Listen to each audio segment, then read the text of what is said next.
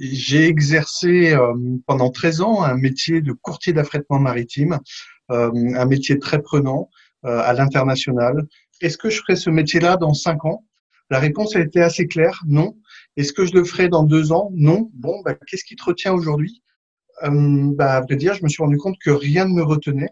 Le métier du maritime me plaisait plus, en tout cas, je n'y étais plus. Et c'est à ce moment-là qu'est venue cette notion de formation.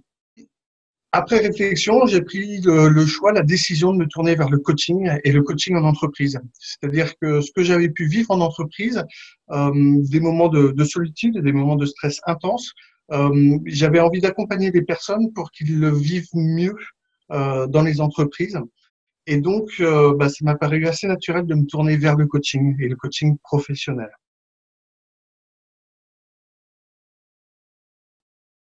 Euh, En me renseignant, je me suis rendu compte qu'il y avait des critères extrêmement importants quand on voulait faire du coaching.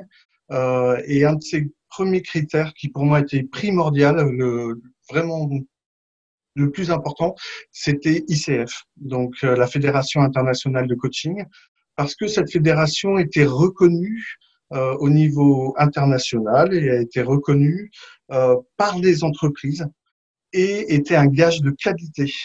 Et toute ma démarche se voulait baser sur la qualité et le sérieux. À Lyon, j'ai rencontré plusieurs écoles et en fait, c'est Coaching Ways qui a vraiment répondu à un maximum de mes critères.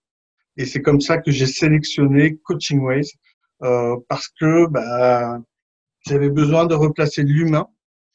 Euh, il fallait que cet humain soit au cœur de ma vie professionnelle. Coaching Ways, de par son approche proposée, euh, de mettre l'humain au cœur du processus de formation et aussi Coaching Ways, très important, était affilié à la Fédération internationale de coaching.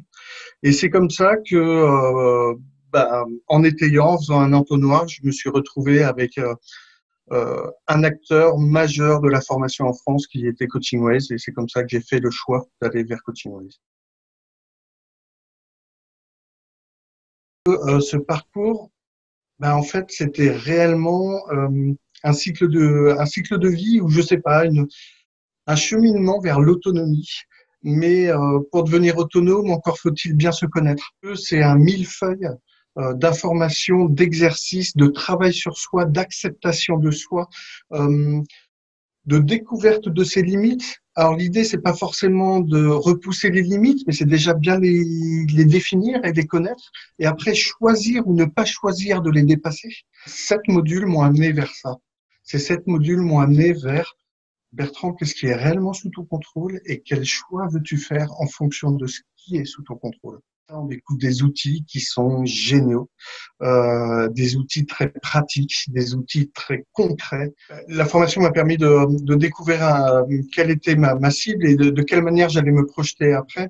Et une des choses que j'ai apprises avec le coaching, c'est qu'on n'est pas obligé de faire l'un ou l'autre, mais on peut faire l'un et l'autre.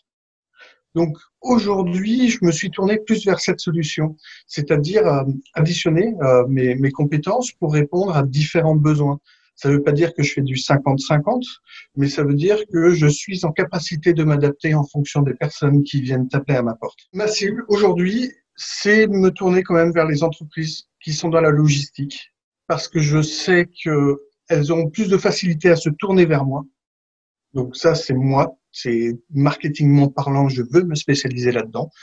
Et aussi parce que c'est un domaine que moi je connais et que je connais surtout la souffrance des salariés qui travaillent à flux tendu, qui travaillent en permanence sous un stress incroyable et qui doivent toujours répondre à des exigences euh, pour hier.